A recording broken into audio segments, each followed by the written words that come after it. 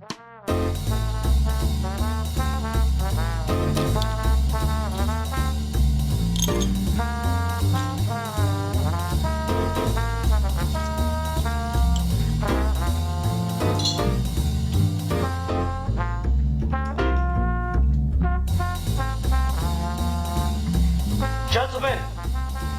the time has come once again to discuss things.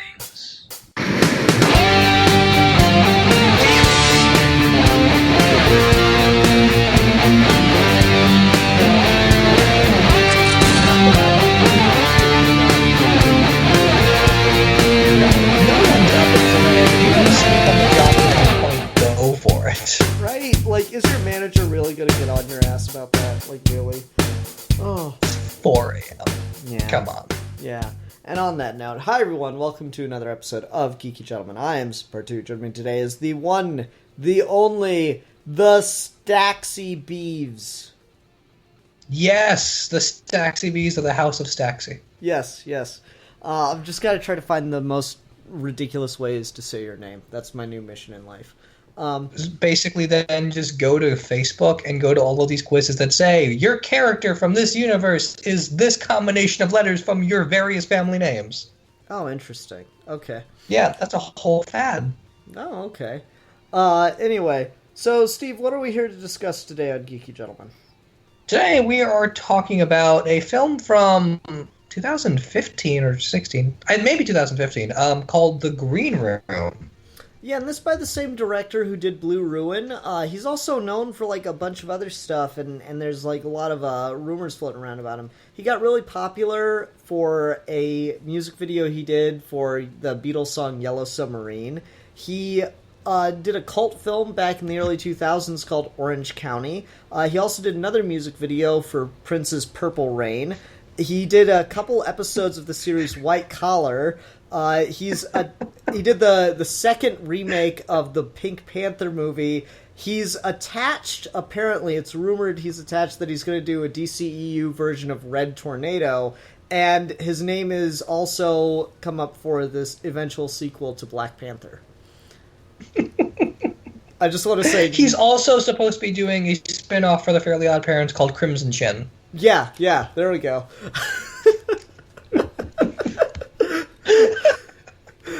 None of that was true except for the part about Blue Ruin, and I had to, like, write those out to figure out what jokes I was gonna make. I had to make sure. As easy as someone thinks it is to come up with all of those color titles, it's also very hard. It is extremely hard, but it was totally worth it, and that should just probably gonna end up be the clip. Also, I should correct myself, because I said the movie's called The Green Room. That's not what it's called. It's actually called Green Room, and The Green Room is a movie from the 70s. Oh, okay. Interesting. So there's a difference, apparently. Yeah. God damn it, Steve. Don't slander his movie. It's like Fast and Furious and The Fast and Furious, or Final Destination and The Final Destination. Lovely. Okay, so anyway, let's talk about this movie. This was a Rasco pick. Don't know where the fuck Rasco is, so Steve and I... It feels like a Rasco pick. It is. Like, Haley... I'll be, like, picking out the movie, and Haley will watch it with me, and she goes, so who picked this one? I'm like, yes, and she goes, oh, good. Like, she has to prepare herself for Rasco picks. I had to take a nap before I saw this, just in case, because of Rasco's history with movies. But, overall, I didn't, like, hate this or anything. I didn't think it was a bad movie. You know, it's alright. I liked it, I guess. Like might be the wrong word, but yeah. Yeah, okay, so there's something about a movie that I feel like I need to appreciate when its last words is no one gives a shit. Like, literally the end of the movie is no one gives a shit. And then it's over. So that's cool. I like things about it. I think there's a lot here, but I was also just really bored. Really? You were bored, huh? In places, yeah. So the movie didn't really... Okay, so the movie has moments for me where, like, when Patrick Stewart first shows up, it gets much more interesting and much more intense. After Anton Yelton tries to give the gun and like they cut his arm, like it really got me there. And then there's like all of these sporadic moments where they're maneuvering outside of the room and then back into the room, and most of that middle chunk just gets lost in my head. Yeah, it does feel like it's a little indecisive about whether they want to be in there or not, and that's weird. Yeah, like it feels like this is a movie that wanted to be entirely confined to this room, except for the beginning where they get in and the end where they get out, and then they realized they couldn't just do that. Yeah, that it became like too hard to stage, because it's almost like a really brutal Hitchcock film if you did keep it all in the room, right? That just the suspenseful nature of it, and like that the stuff where they are just stuck in the room is by far the most intense things. Like I love that moment when the lights go out and everyone's freaking out for a couple seconds, and then you just have the one neo-Nazi chick and she lights her cigarette lighter. And she's like, calm down. I'm like, oh my god, that was scary. That's the trailer moment for me, and I don't even remember the trailer for this movie. If they didn't keep that moment in the trailer, then they fucked up. Oh no, absolutely. Everything in that room is so fucking intense. Certainly. And then even like when they're maneuvering around the room, like where they break down the floor and they go to that little hidden passageway underneath, or even like literally the ending, when they're maneuvering those two guys in, and the girl's hiding underneath the sofa, and Anton Yelton's hiding all the way on the bottom, and like they're cornering both of them. When they're trying to stage in a confined space, it's fantastic. It's just everything. Every time they move out, I find it hard to believe that, because they do what anyone would do when they are slowly trying to walk out of this room and escape, which is anytime anything happens, they scream and panic and run back into the room, which is a perfectly rational, reasonable human reaction. The problem is, I don't want to watch that for half an hour. Well, like, I just think it gets a little silly, because at one point I'm just like, okay, why didn't they have someone ready to go run into the room? Like, they got all these other skinheads ready to go out there and like, block off every exit and fight them. Why wouldn't you just dedicate one guy as like, okay, as soon as they're out and we start picking them off, you run back in the room, make sure they can't get back in there. Yeah. Like, that just... It's so silly. It just kind of... Leaving the room breaks the tension. They shouldn't leave the room until... It's totally weird. Yeah. It's really totally weird about that. Then I just don't quite understand what the hell Patrick Stewart is thinking at certain points. Like, why does it matter that it's getting closer to daylight? Why does it matter... Like, why would you wait... Or why would you leave just three guys to solve the last two in there? That seems foolish. Patrick Stewart's so weird in this movie. It's not even a thing where like his character is weird and dumb and kind of unnecessary, and his acting saves it. He plays it really bland. Yeah, this was a weird role for Patrick Stewart. Like, you know, it's just a weird role to put him in, I feel. Well, see, okay, so I've always had this thing where, like, actors that are more classically in that tradition of one archetype, when they're forced to play the exact opposite, you can get some really interesting things out of it. Mm-hmm. Sean Connery should have been cast as, like, some megamaniacal villain at some point in his life, just because I think that would have worked on some level. Patrick Stewart is given that here, and he does nothing with it. Yeah. He just plays it like Patrick Stewart. Uh-huh. And, like, he tries to be really intimidating, and I definitely get the feeling that he's the smartest man in the room. Sure. But at the same time, when your companions are a bunch of fucking skinheads, I don't really care. Well, like, so, okay. It's the human moments that reveal a lot of this stuff the best. Where, like, in The Mask, it's a scene where, like, the main bad guy, he's not a very good bad guy. the actor is not particularly great. But in that scene where the mask is pretending he got an Oscar and there's a little audience coming up, that guy like stops for a second and fixes his hair because he thinks people are looking at him. Mm-hmm. Where like it's these like weird little key moments that reveal an actor is trying and they play along with the joke. There's a scene in this where Patrick Stewart is telling everyone they have to leave the club, and he says he says something about like coming back next time, and he says like something like what the hell, free drinks from 2 to 4. So when he has lines like that, where clearly he's very at home with it, and like you kind of get sucked into the world of the movie, and it's kind of natural, but he never does anything where I'm like, oh, that's why they got Patrick Stewart. Yeah, he's just a really odd choice for this. There's no getting around that. It just feels awkward seeing Patrick Stewart play a drug-dealing skinhead. Like, for one, he just feels too old for it. Like, I just don't... I have trouble believing a bunch of fucking, 20-year-old neo-Nazis are following this guy around. I also find it funny that his name is Darcy. Yeah. So... I don't know. That's neither here nor there. I guess I just remember the joke from Rat Race where they want to go to visit the Barbie Museum, and then it turns out to be a museum dedicated to, like, a Nazi general. That's all I think about. Like, I guess Nazis have kind of effeminate names. Whatever. But, like, I don't know, that was just, like, why are these guys listening to him? Why are they intimidated by him? I don't get it. It's just odd. It's partly because most of them are kind of dumb and bland themselves. Yeah. This was, like, is weird. I didn't have these thoughts while I was watching the movie. I'm having this the more I think about it, right? Yeah, absolutely. I thought, like, I thought going into this review, I was going to say, like, it's a pretty good, smart movie that just maybe isn't for me, but, like, no, it's kind of weak. I don't know if I'd go that far. Like, I feel like it still works a lot of the time. It's just, like, I feel like there's a better way to cut this movie.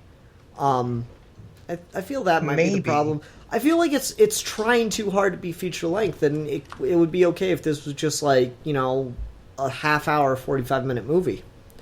Yeah, a short film kind of thing. It's weird. Well, like, I don't know if you could cut it because so many of the characters die as they leave the room. Yeah. I feel like you could ultimately go back and, like, remake it as, like, a 45-minute thing where it's effectively the same plot structure. It's just don't leave the room until the end. Yeah, I agree with that. There's just, like, a lot of weird stuff like that where I'm like, really? Why is... Like, okay, so the one neo-Nazi who's going to, like, who is planning to leave the group, and that's why this whole thing got started, that's why the girl got stabbed, yada, yada, yada. He goes in the room, and he sees them, and he talks to them, but he's got another guy with him, and, like, old dude, he just looks at him and he goes, you should leave now. And dude just leaves. Like, what the fuck with that? That's a weird scene. I don't understand why he leaves the room.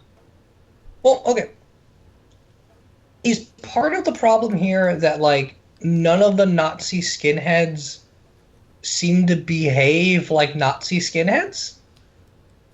How so? So, okay.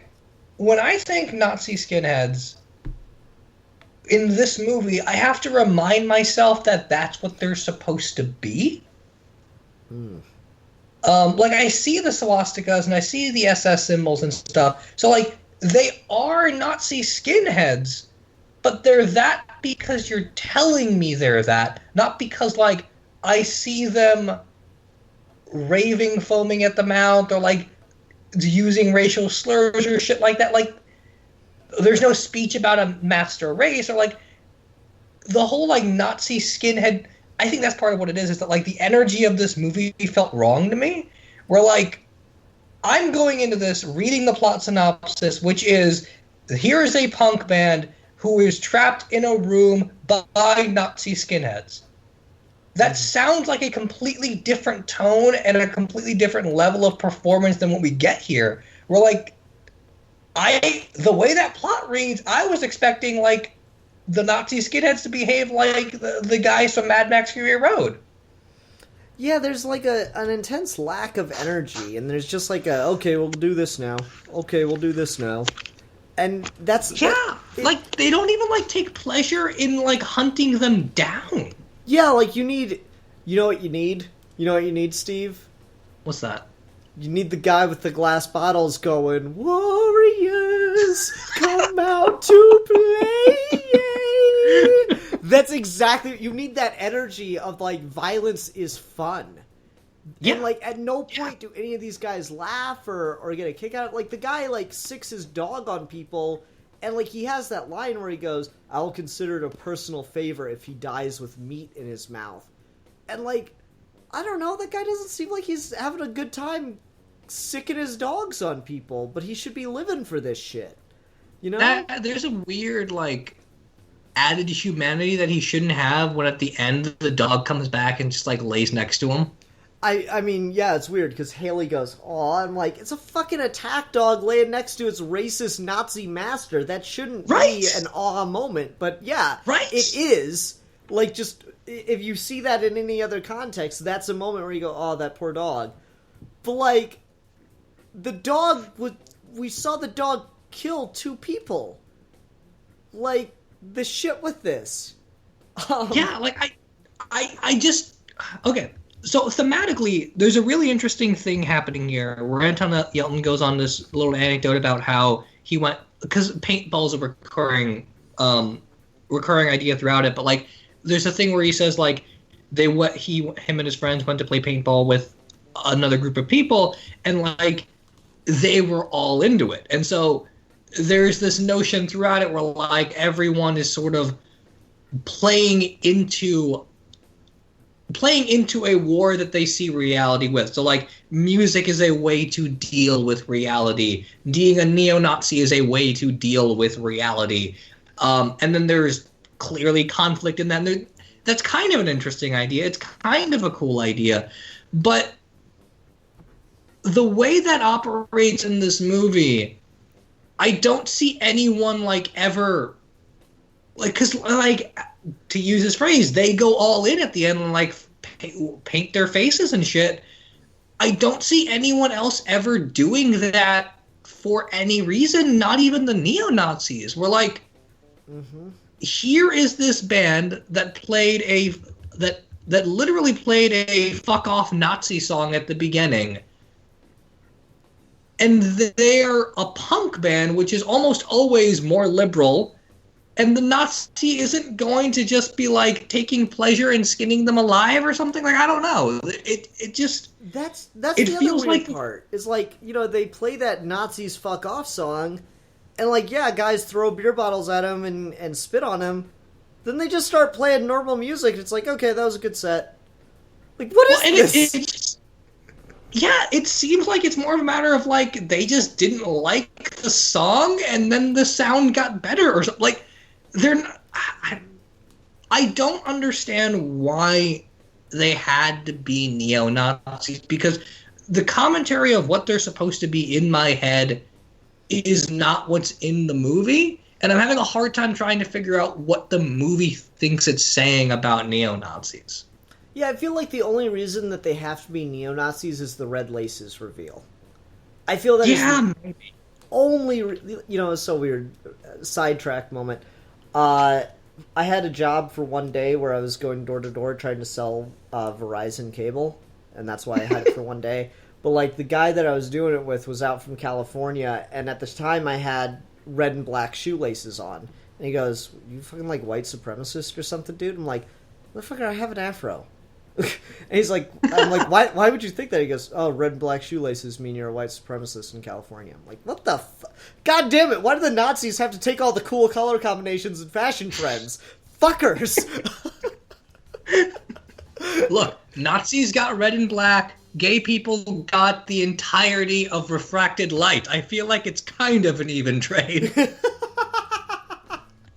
Red and and black's just such a cool color combination, though. I'm pissed that they've taken ownership of it. Fuck them. It's true, but so is refracted light. Anyway, so like the only thing that you need them to be neo-Nazis for is that reveal for the red laces, but I feel like there's another way to do that, right? Right? Yeah. Particularly because, okay, so this movie comes out in a time where we are recognizing more and more politically the emergence and the resurgence of Nazism and fascism and stuff like that, right? Like, this is 2015. It was probably being written and filmed around 2013, 2014. So, like, neo-Nazis are a thing now. White supremacist movements are a thing we are popularly attempting to recognize. If you're... And punk music specifically, like bands like Rise Against and Anti-Flag and groups whose entire... Like, Anti-Flag has a song that's just a minute long that's entirely just fuck the flag and fuck you. That's the song. Like, if you're going to use a neo-Nazi, they are so in the culture now that it seems like it'd be very hard to write a premise of a punk band takes on neo-Nazis and sap all the energy out of it, sap all the commentary out of it. Like, there's very little to, like, dissect here. Mm-hmm.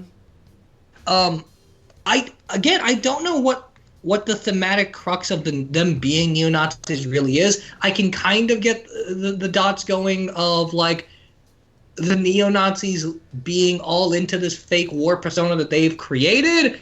But, like, if everyone does that, then why does it have to be neo-Nazis? And if the punk people are doing it, why does that have to be punk music? Is there some kind of snide commentary about punk music mostly always coming from just middle-class white people, so it's disingenuous? Like, I don't know. There could be a lot, but I'm kind of seeing nothing. Yeah, especially the way with it ends, where, like, nobody gives a shit about your opinions on music. And I'm like, yeah, okay, but, like, what does that mean, then? Like, what is that in the context of this? Why is... Okay, so she's obviously involved on some level with this white supremacist group, even though they, tried to murder her. What's the purpose behind why she has that opinion? Like, they just went through some shit. He's, kind of dealing with it, and he's got a moment now. Why does she cut him off? And, like, it seems like it's an intentional thing, like it's trying to make a statement, but I don't know what the statement is. Well, and part of it is... And just personally for me, so, like, when I saw the scene where Anton Yelton's character got, like, his hand cut up, for a brief second you see, like, literally his hand is hanging by, like, a thread, and they have to tape it up so it stays on his hand. On his arm. This dude plays bass, or his arm, it stays on his arm. This dude plays bass. Mm-hmm. He's not playing bass anymore after this movie. He can't. Mm-hmm. It's done. And after all of this shit, where all of his friends die and he can't play bass anymore, he decides he's going to have a moment where he knows what music is going to stay with him if he was ever trapped alone. And she just says no one gives a shit and the movie's over? Yeah. I don't get that. Yeah, that's so weird. Like, you build up this very particular emotional reaction and it's gone. Like, I don't know what it's supposed to mean. Yeah, and, like, I don't know, I feel like I'm in that weird place where I'm, like, missing something. Like, I'm just not getting it. But I don't know what there'd be to get. Okay. Yeah. So what's the commentary? Like, if you had a stronger commentary on what the Nazis are there for, what role they serve besides just generally antagonists, if you had a stronger commentary about the guy that stabbed the girl, maybe, but, like... like, what's the line the guy had? When the guy that stabbed the girl that sets up the whole situation is leaving the club, he stops and he goes, "What was the second to last song you played? It was a pretty good set. That's the one I killed her to." I'm like, okay. So, punk is tapping into this like, I'm being probably too generous here, but let me just spitball. Punk is tapping into this outrage of marginalization that people feel, the whole neo-Nazi fascist side of politics taps into that similar thing, but limits it to a very select group. And so, on some level, they're relating on the same thing. It's just they're on complete opposite sides of how to deal with it. And so he's using it as an excuse and as motivation to murder, whereas they're trying to use it for artistic expression. And ultimately, this girl who's kind of caught in the middle of all that doesn't give a fuck what anyone else thinks about what they're doing with all this outrage. Is that being too generous, Steve? I think that's what it wants to be, maybe. Yeah. Because, okay, she's not enough of a character. Everyone in this movie is thrown in a situation and they are reacting, which is, I think, naturally how you write a story like this. The problem is their reactions are not revealing who they are. Mm-hmm.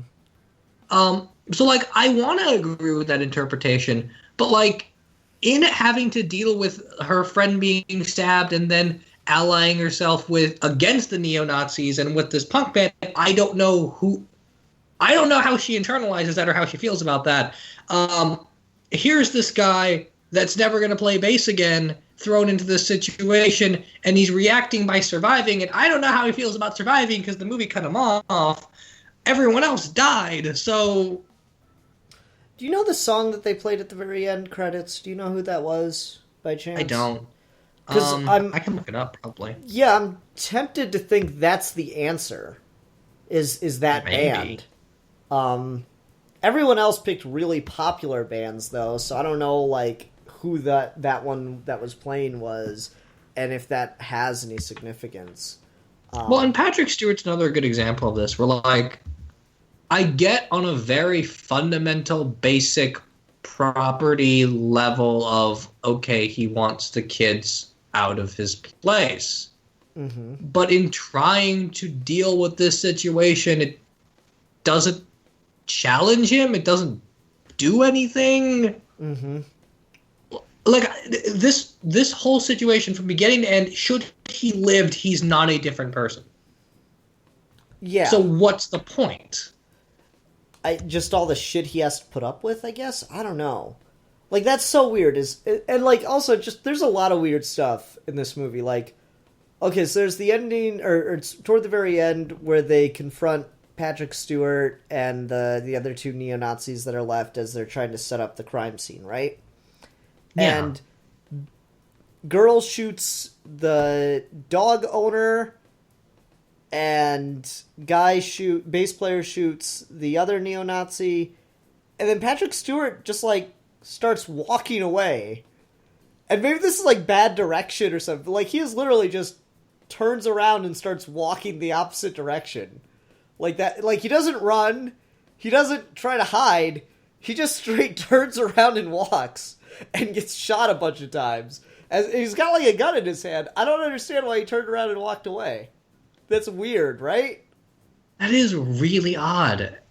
Yeah, I don't entirely get that. Like, did he think by walking away and pulling a gun, he had a better chance of surprising them or something with the gun? I don't know. It's bizarre. It's like a really weird way to kill off that character. Okay, so the first credit song is called Sinister Purpose by Creedence Clearwater Revival. Okay.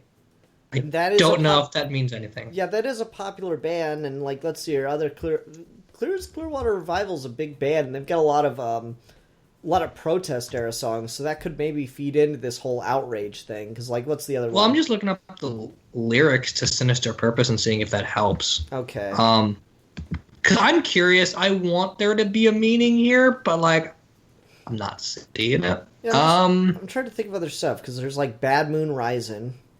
Let's see. The sky is gray, the moon is hate. I'll be down to get you. Roots of earth will shake. Mm-hmm. Sinister purpose knocking at your door. Come and take my hand. Burn away the goodness. You and I remain. Mm-hmm.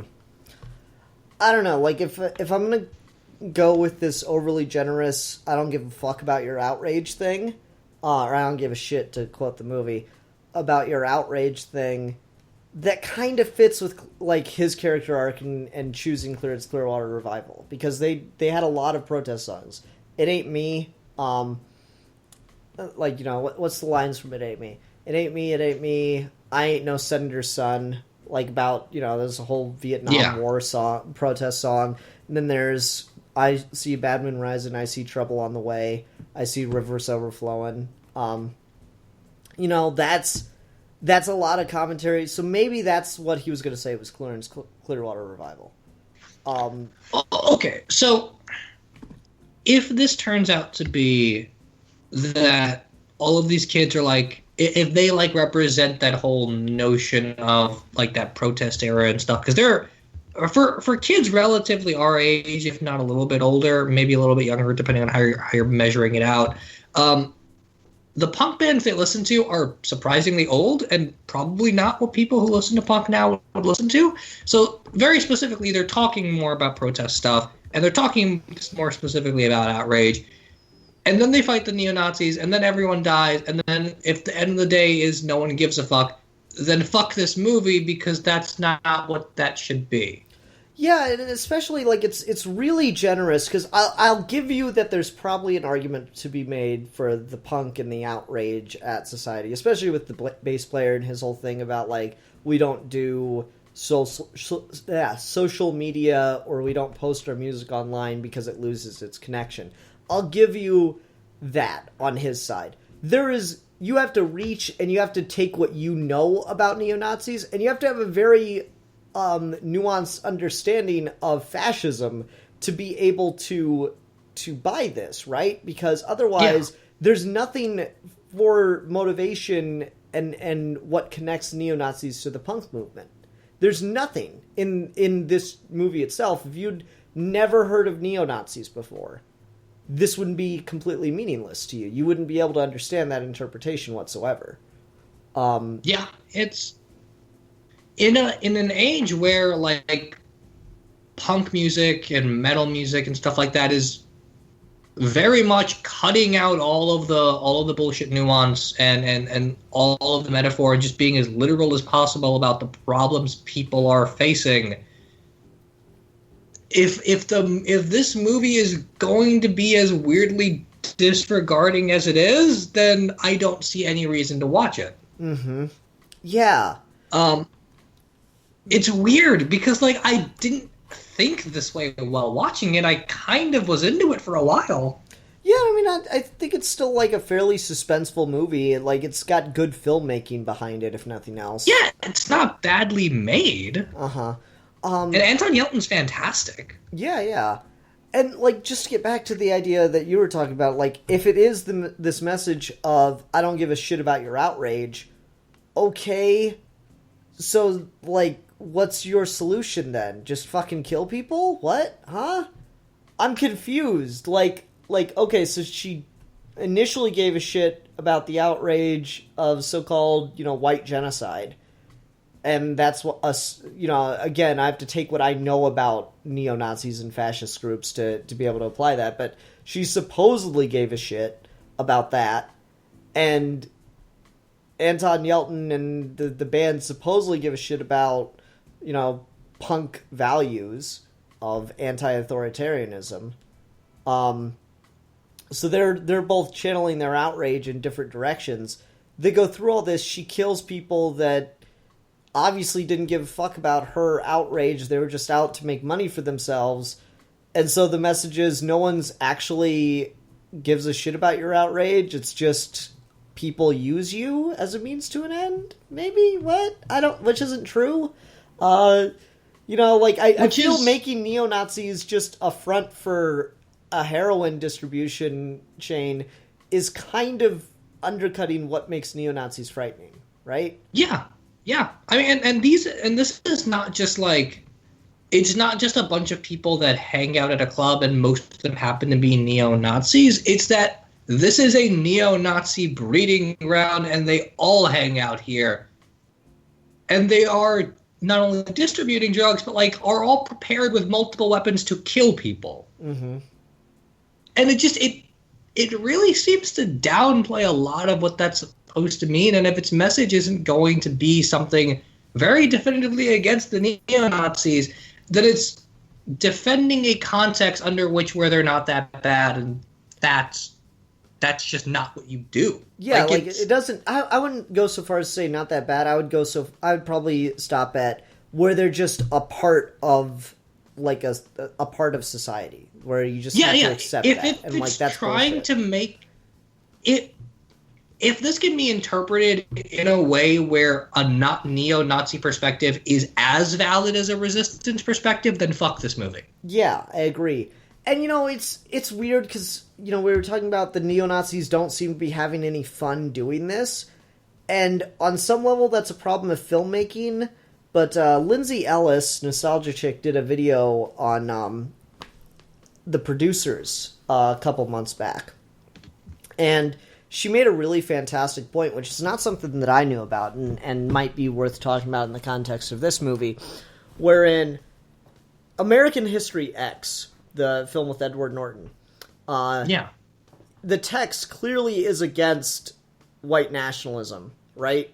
Like, everything about that movie is against white nationalism.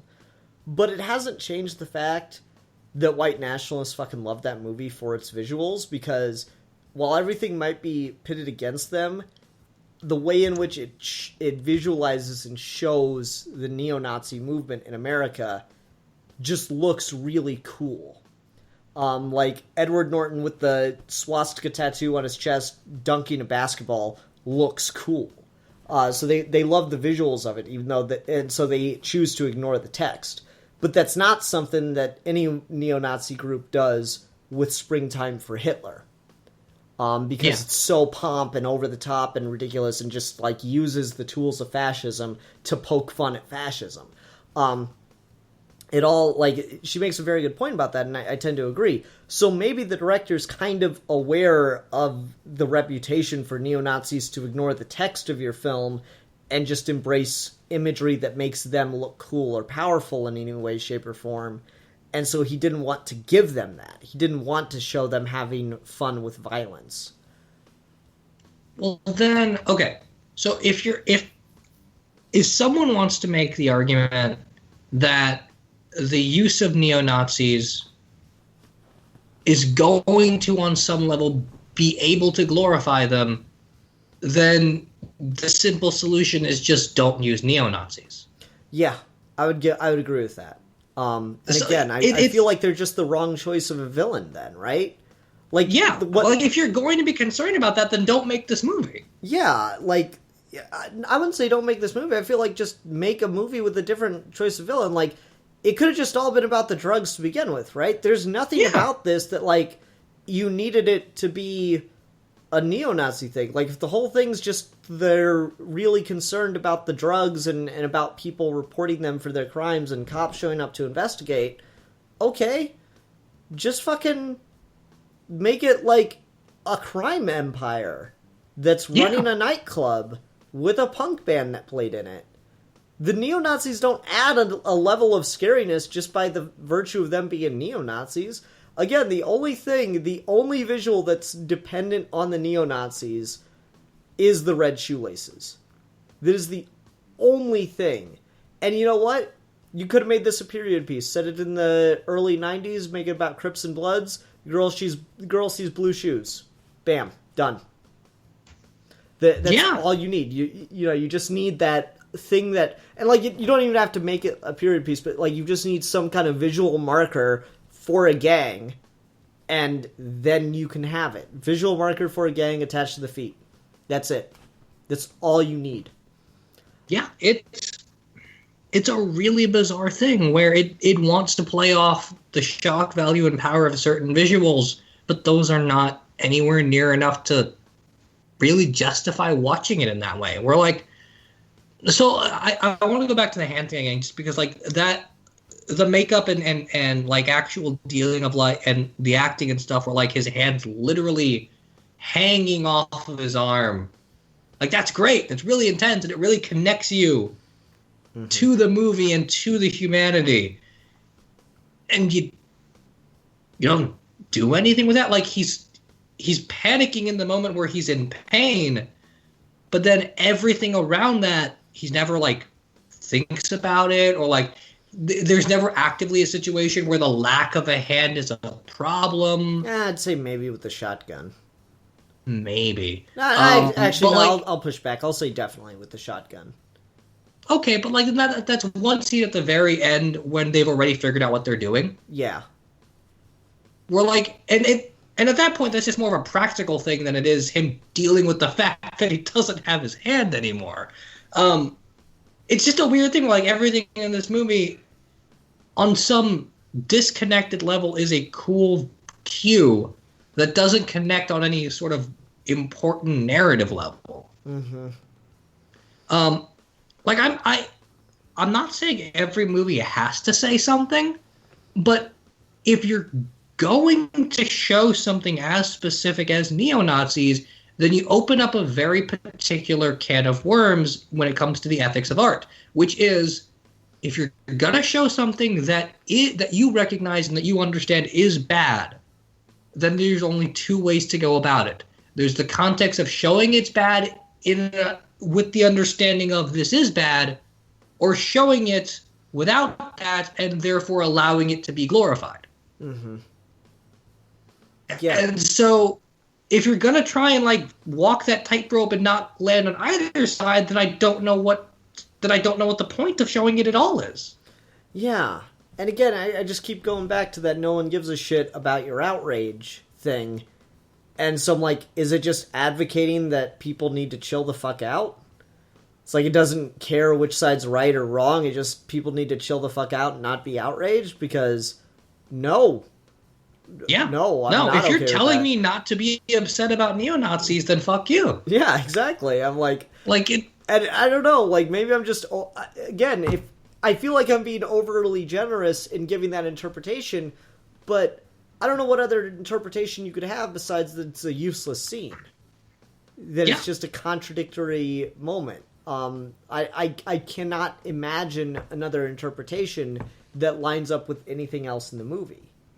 If we watch the exact same movie and it cut to credits right before she says no one gives a shit and it's just I know what band it is and then the movie cuts, mm-hmm. You could maybe read it the other way, but very little would support it still, and you would still entirely lack the humanity that's needed to make any of this visual symbolism pay off. Mm-hmm. Yeah, it's just a matter of like, I can connect to it sometimes, but I don't know what it wants me to do when I'm with it. And, you know, it's weird to think about this in the context of his other movie that we reviewed, Blue Ruin. Because that had kind of like a... You know, it showed you violence and what revenge leads to, right? And how destructive and scary and ultimately stupid that is. And so I feel like the message is trying to be kind of like a very liberal, hey, let's just not be violent and shitty and outraged at each other. But that's where you just get that idea that liberalism doesn't quite think itself through. Yeah. And, like, I'd like to agree with the message, let's all be nice to each other, not be shitty and outraged about stuff. But the problem is there are things to be outraged about in the world. Yeah. You know, people die. That's something to be mad about. Yeah, I mean, there are opinions that people hold that they should not be allowed to hold, a.k.a. being a neo-Nazi.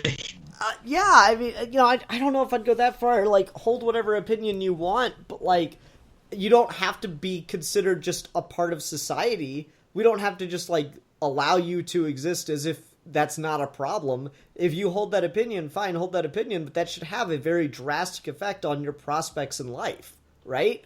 Yeah. Yeah. And, you know, that's me covering it a bit because I feel like it's too easy to say stuff like that and have it interpreted as then you should die, and I don't believe that necessarily. Sure, no. But, like, it's just one of those things where I'm like, okay, there's a difference, though. This is where you get that whole liberalism thing of, oh, I can't tell you two apart. Well, then you're fucking blind. Jesus Christ. Yeah, really. Like, and see, it's the thing where, like, I want to say he must be a little bit smarter than that because, like, at least when liberals do it, it's a thing that requires a certain level of understanding. We're like, okay, fine. You want to say this group that's oppressing you in a way that isn't visible, and then you protesting in a very visible way, you can make they will make the case that these two things are completely the same and that no one's helping anyone.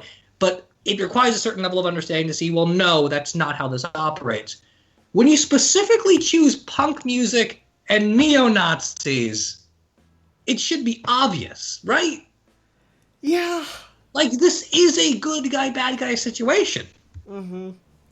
Particularly with... There is no ambiguity here. There shouldn't be. Yeah, I mean, Tarantino made that great argument via visuals in Inglourious Basterds that you could do anything to a Nazi on film and people will cheer. And, God, I'd like to go back to that world. I cannot believe that was in my lifetime that movie was made, because now we have to respect the opinions of Nazis, right? Yeah, dude, release that movie now and everyone's going to be complaining that it's going to be social justice warrior propaganda. Right. Like, what the shit? That's the world we live in now, because neo-Nazi is apparently a valid opinion now. Yeah, and that's bullshit, right? But, like, this movie, it has all these brutal deaths, and none of them happen to the neo-Nazis. You know? Like, what's the most brutal way that we see a neo-Nazi die is Patrick Stewart getting shot in the head. Everyone else, like, you know, they get shot real quick and it happens and they fall over. But, like, you know, we see the punk band, our heroes, be, you know, ravaged by dogs and cut up or stabbed to pieces, right? Yeah. And, like, that's a weird message. I don't know what that means. It almost feels like it's trying not to glorify neo-Nazis, but it ends up kind of glorifying them because it gives them, you know, honorable deaths. And we have that moment where the dog goes to sleep on its master. Like, that's a heroic kind of moment in any other film, right?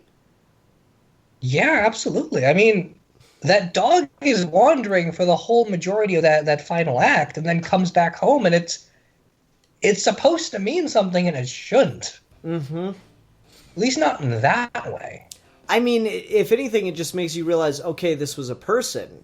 And I'm like, yeah, and that's what makes Nazis scary, is they're people, just like anyone else. But, like, I don't need that reminder. No. I don't feel like you've done anything to dehumanize them throughout this movie. I feel like they're just pretty basic, mean people. Particularly when you have a character that was with them and then joins our alleged heroes. At that point, then the neo-Nazis don't need to be redeemed in any humane way, because you literally turned one into a human. Yeah, because and I do agree that the overall point of the Nazi movement is to Nazi and fascist movement is to take people's outrage at social inequality and social injustice and turn it toward a very particular lens that helps secure power for a select few. I do think that that's the agenda of fascist and Nazi ideology.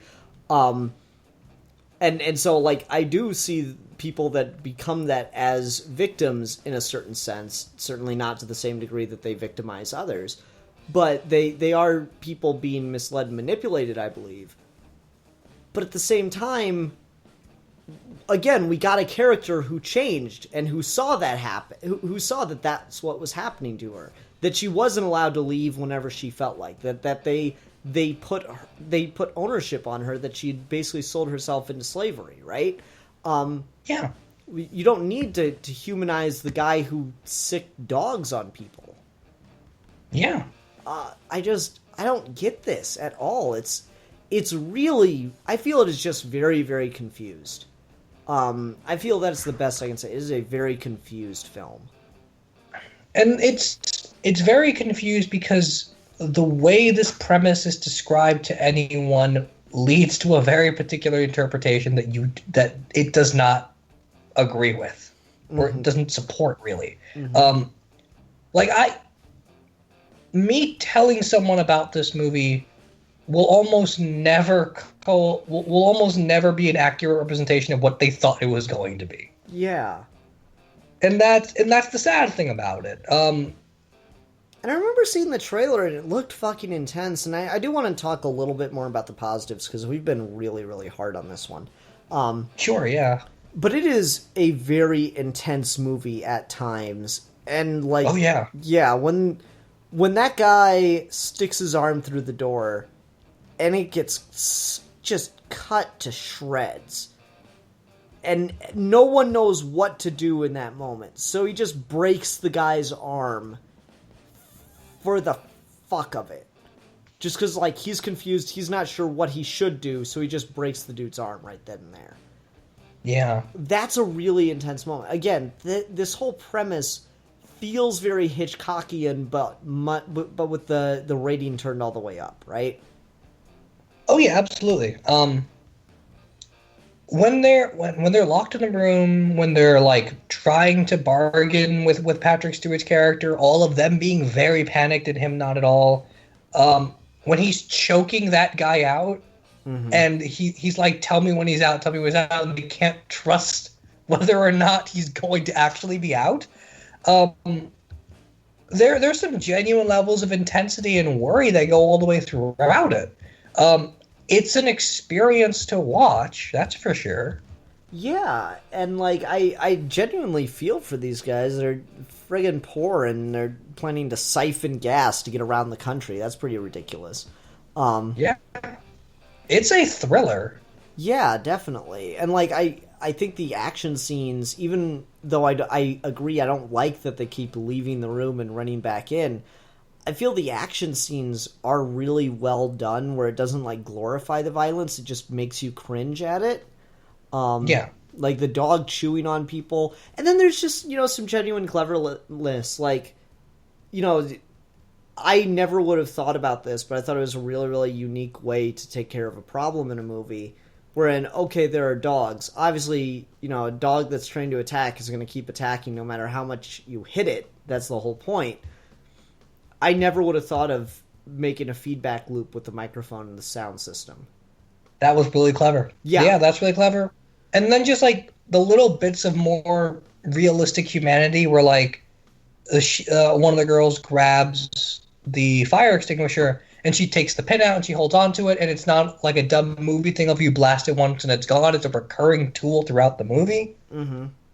Even though, honestly, I think you get 14 seconds of bursts from that. That's it. In real life. Yeah, it depends on the brand, but I remember being told, like, we had meetings at work where it's not meant to put out the fire, it's just meant to put out exits and stuff like that. Right. Safety training and all that. So, like, that one I'm not sure how believable that was. That was kind of scratching at the back of my brain whether or not that was feasible. That they kept using. But that's fair. But the fact of the matter of just like they are not prepared for this, and they take anything they can get, and for the most part, it turns out to be relatively clever stuff. When he holds on to the bullets for the shotgun shells, and then he uses it later at the end, that's really clever. Mm-hmm. Yeah. Yeah. I didn't remember that he had those, and it was very well done. It's interesting because I totally did. Like, I knew that he had those on him the whole time, and I was wondering when they'd come back into play. It's like, whole Chekhov's gun thing, right? Yeah. Yeah, Chekhov's gun in a movie with the actor that played Chekhov. Ha!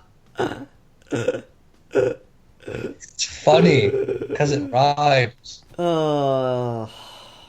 Hilarious. Yeah. Yeah, like, I feel like it's a really intense suspense movie that's trying to make a very particular political message. But the problem is, it doesn't give you a ton to analyze that political message with. It depends on you to know a lot about what it's trying to say. And I feel like if you know too much about what it's trying to say, it really, really breaks apart. Yeah. I feel like this is a movie kind of directed at smart high school students that have yet to go to college. That's probably fair. It's definitely a movie that wants you to think about it. So I don't want to say like don't watch it, but then you have to be very careful as to who's thinking about it and to what degree. Mm-hmm. Yeah. The more you have the vocabulary for these things, the harder it is to defend. Mm-hmm. Yep. Yep. And I'm really curious to see if people feel like we're just really, really off base on what it's trying to say. And I kind of hope I am. That's entirely possible. Again, I just feel like it's really, really vague, and so I have to start, justifying things or being, generous. But when I try to be generous, all I can do is draw more problems from it. So, like, I would like it for me to be wrong and just have missed the point.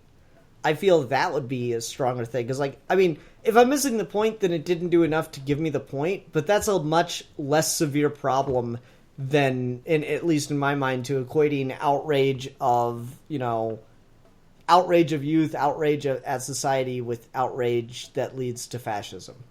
Yeah. Those are two very different problems in my mind. It's also, on our part, we're being very generous in assuming that there is a point beyond the experience of just being locked in this room and trying to survive. The problem is, if the intention is to not read into that and just be about the experience, then you have a very unkosher way of dealing with very important issues by not acknowledging that they're there. So if it's just about the thrill and you're using a neo-Nazi just because you're trying to create a context for a thrill ride, then that's a problem too. Mm-hmm. Yeah. So, I don't blame it. I'm not, mad at it because it's walking a very difficult line. It's just a matter of it never commits to any one way. Mm-hmm. Yeah. And, again, it's just, there are a lot of little things where I'm I don't quite get... it doesn't seem to make any real-world logical sense. They get to the Nazi club, and they decide to open with a song saying, "Fuck off, Nazi punks." And then they just play the rest of their set. No. I'm pretty sure if you play "Fuck off, Nazi punks" to a group of skinheads, exclusively skinheads, you're gonna get the shit kicked out of you. At the very least.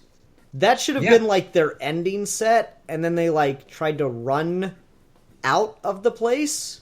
I feel like it would have made more sense if it was their ending song, and then they tried to, rush out, Yeah, and then through that, they run into the whole murder thing and then lock themselves in a room. Have them very motivated to be locked away by a horde or something. Don't make it all... I don't want to say necessarily contrived, but don't try and make it all this very bland, unenergetic sequence of plotting. Yeah, I don't get why they don't get their asses kicked after that opening song. One, I don't get why the fuck they feel like they have the balls to play that opening song beyond their opponent band. Really.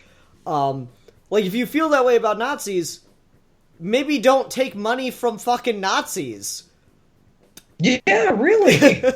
I don't get what that statement is. That is such an immature kind of statement. It's oh man, fuck neo-Nazis and stuff. But I need money, so I'm gonna play this set for neo-Nazis, but I'm gonna make sure they know that I fucking hate them. If you're so committed to the music that you're playing that you're just gonna siphon gas, run across the country, live on virtually nothing just so you can keep playing music, that I don't think taking money from a neo-Nazi is even a question. Yeah. And it's so weird. Go ahead. Sorry, it just goes back to it being so confused about what it's really trying to be. Yeah. Are they idealistic or not? Yeah, and I guess it comes back again to that idea of, fuck your outrage. I'm so you're trying to make a case that this outrage isn't genuine then? What? Yeah. I don't know. Is his outrage just as fake as the outrage that people were feeling that was being funneled into Drug Empire? What? I'm just confused by this movie. And I wasn't disappointed while watching it. Like this is not one. There are particular movies that you watch where, like, while you're watching it, the themes are running around in your head, even if they're not like explicitly stated by the movie. Like I don't have to dissect The Shining with a friend afterwards for me to feel what The Shining's about as I'm watching it. This is one of those movies where, as I'm watching it, I'm not getting anything, and I'm okay with it. But then I can't think about it at all. Yeah, and, like, again, just the more I think about it, like, things keep coming to mind. Like, is there an like, again, maybe this is just me assuming that this is more liberal than it actually is. But, like, is there just anti-all-violence message in this, like there kind of was with Blue Ruin? Because Blue Ruin was very much a story about revenge is stupid. Yeah. But, like, this, like, he has that moment at the end where they walk up to Patrick Stewart and, you know, they've got the other Nazis at gunpoint, and he's like, she's about ready to, or she shoots the first guy, and he goes, no, we weren't supposed to do that. And she goes, then why the fuck did we walk over here? Yeah. I'm like, so were you trying to say that all violence is purposeless? Because I guess, yeah, if you could get away, you should probably just get away and call the cops in that situation, as opposed to taking revenge. But, like, just, I mean, for your own safety, if nothing else, you have no guarantee that Patrick Stewart's going to have a gun and just walk in the other direction, right? Yeah, really. But, like, just that whole thing is like, is this an anti-violence message again?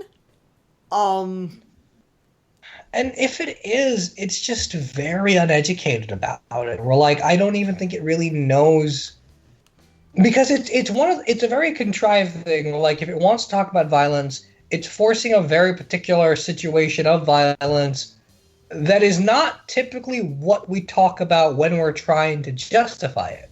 Because everything in this movie is basically self-defense. Definitely.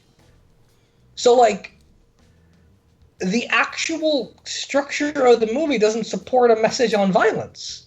Mm-hmm. And because no one's going to blame anyone for anything that happens here. Yeah, and it's also, again, it's undercutting the beliefs of both sides. It's not like Patrick Stewart doesn't really seem to be a true fascist. He seems to be using that to further his drug empire. You know, we all, like, I almost think that this was written for what's his name, played Walter White? Bryan Cranston. Bryan Cranston. Yeah, like, wouldn't that just make so much more sense? Oh, that'd be really fun. Yeah, but, like, so, like, he's not really buying what he's selling. The punk band doesn't seem to really be buying what they're selling because they're willing to take money from neo-Nazis. I don't know, like, it seems to be trying to equate both sides, and fine, yeah, there are posers on every side of the political spectrum. I'll agree with you there. That doesn't make them equally wrong. I don't know, it's so bizarre to me. The more I try to think about this movie, the more it breaks apart. Yeah, and particularly in a time when we're, like, as politically volatile as we are now, something that's this confused does way more harm than good. Yeah, I feel like it does. I feel like this tries to give a hot take that's not fully cooked. There's your quote for the DVD box right there. A hot take on politics in America that is not fully cooked. It's like when you put a Hot Pocket in the microwave and, like, the outsides are hot, but, like, the center's cold as a brick. That's why you take a fork first and poke holes in it. Is that your genius little solution? Yeah, it always works. Because Okay. it's the same thing with burritos, right? Where, like, you microwave a frozen burrito and the middle is always cold, so you first have to poke a hole in it. Okay, I need to remember this because I've never done this before. All right, thank you. Oh, yeah, you it's just really helpful. you just changed my world. Something good came of this movie. You just Steve just fucking changed the whole world for me, man. I was blind, but now I see. Steve, I'm gonna erect a second shrine to you in my house. I already had the one. I'm gonna erect a second now. Yes, this does change your world, though. It is the ultimate life hack. Yeah, definitely. Like, so my one of you is like you in a very zen pose made out of bubblegum. It's like a whole Steve Baxley bubblegum sculpture. This one I'll probably go for more of a classy material, like nice. Frozen Hot Pockets. I'm looking forward to that. Mm-hmm. Yeah, me too. It's really gonna offset nicely with my cat memorial in the. Oh, speaking of bubblegum, though, because I wish I better advise people of good things while we're at this movie. Sure. If any of you go to Starbucks, they have new teas coming out for the summer. They all taste like dried out bubblegum. Don't buy any of them. That's what this review has turned into, is Steve's dietary recommendations. Yep. No, I had a staff meeting where they made us try all the new teas, and they're awful. They all taste like bubblegum. It's awful. So, like, what? This is so off track, but I don't even care anymore because I'm kind of annoyed talking about this movie at this point. For, like, a completely different reason than normal for a Rasco movie, which is, I don't know, interesting and novel within itself. I really wish Rasco was here to defend this, but whatever. Assuming he likes it. Yeah, he does. He's talking about it. But anyway, my question for you. So, like, if a customer walks in and says, what would you recommend? Do you, like, tell them to go down the street to, like, an actual coffee shop? Or I do. No, dude, I get paid well enough. I get well enough hours. If a customer asks me a question and they want my opinion, I will give them my actual opinion. Where there'll be there was a time where a customer was like, "So are the croissants good here?" I'll be like, "Walk literally 2 minutes behind you. You can find better ones for 75 cents." That's amazing. You're my favorite. And then they do it. Steve. I gotta erect a third shrine to you now. That's pretty amazing. I don't care. It's not my company. I'm gonna go door to door and ask people if they've heard of my Lord and Savior Steve Baxley. It'd be really cool if they have. Yeah. Oh yeah, that guy on YouTube who hates everything. Yeah, that's the one. Yep. He may hate everything, but he saves you money at Starbucks. Yeah, there you go. Okay, is there anything else we want to talk about with the Green Room? The color palette's really good. Movies now are very... the guy that does Strip Panel Naked did a really cool take on Spider-Man where he talks about how movies are very consistently this weird tint of, like, blue and orange now. Uh-huh. This movie looks really good. It's got more of a green tint to it. It's got a cool play on colors, but nothing that really saves it. Yeah, I agree. I thought it was... Like, I don't know, there's a lot of stuff in this movie where I'm like, wait, how the fuck does that work? There's a lot of logic problems. And then what I meant to make a joke about, just never got around to it, never came up, is like, how the fuck do you not wake up when you've driven off the road? I've driven on the highways. That's literally where it opens. I've driven on the highway a lot in my life. My dad used to live in Michigan, died in Michigan. So I drove 2.5 hours one way to go see him every other weekend when he was up there. And, like, I've fallen asleep on the highway before. That has happened to me. I've done it. You wake right the fuck up when your car starts to go over those little grooves on the side, much less if you start running into what my dad called the bad road. Yeah. The good road's the paved road. The bad road's the cut grass, by the way. I have no idea, like, as someone who has driven on the highway and has fallen asleep at the wheel, or not like asleep, I can tell you don't stay asleep. Like, it's hard enough for me to believe one person, the driver, stayed asleep. Fucking 4 people fell asleep and didn't wake up when you drove off the road into a cornfield? What? Really deep into it, too. They aren't even on the curve. They rode into that shit. I know. Like, I remember when I was taking driver's training courses when I was, like, my freshman year of high school.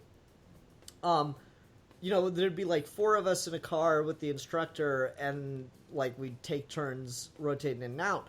And this chick fell asleep in the back. She was just really tired, and she fell asleep.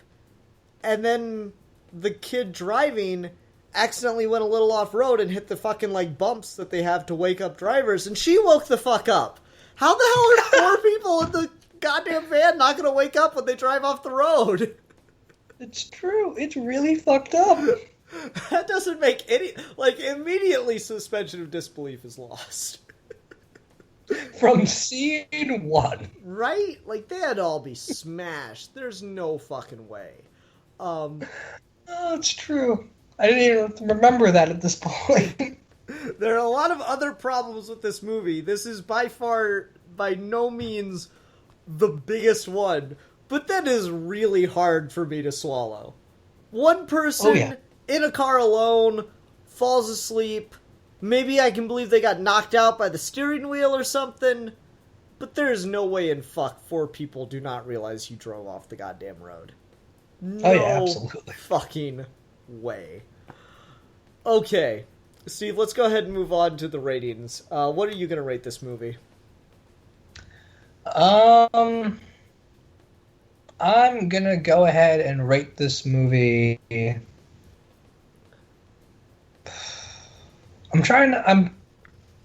don't want to be like overly harsh to it either. All right, I'm gonna give it 2 out of 5 sympathetic attack dogs. Okay. What are you giving it the 2 points for? Particularly the acting. I think Anton Yelton's remarkable in this. He's really, really good. And there are some good scenes of legit intensity. Okay. Yeah, that's pretty much me too. I'm gonna give it 1.5 out of 5. Patrick Stewart's just deciding, fuck it, I'm gonna walk away now. I always talk about this, but, like, for a long time I considered doing, like, little visual photoshops of, like, whatever we're rating a thing, and, like, it gets really hard, and the reason I don't do it is it would get really hard, because, like, I would have to create a GIF of Patrick Stewart just walking away from the scene. Like, there's no other way I could visualize that with just, like, a thing. So I'd have to, like, put 4 or, like, 1.5 GIFs of Patrick Stewart just fucking walking off. And, like, I wouldn't be comfortable with it being, like, a full frame from the movie. I'd have to, like, cut around Patrick Stewart. And that just wouldn't look good. So... it'd be a whole thing, man. It'd be really fun, though. It would be really fun. And then we get, like, really fucking vague. Like, for a while there, Rasco was rating things as Legends of Elm Streets.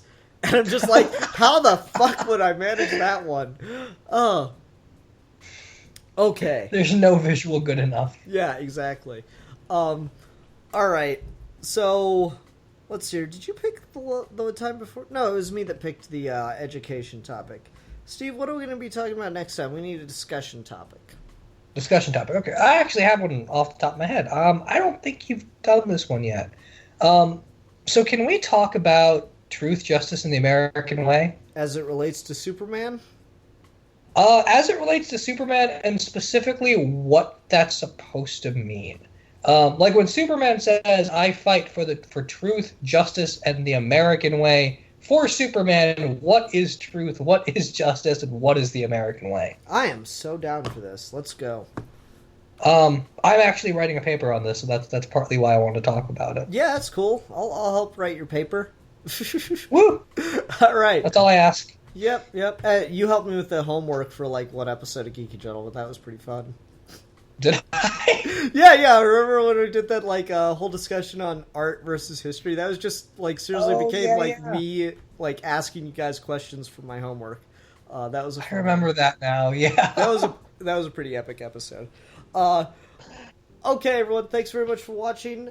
Please join us next time for Truth, Justice, and the American Way. That'll be a good thumbnail. Ooh, I'm already thinking of stuff for that. Until next time, I'm the Philosopher. And I'm the Exile. And we are your geeky gentlemen. And we will be discussing things.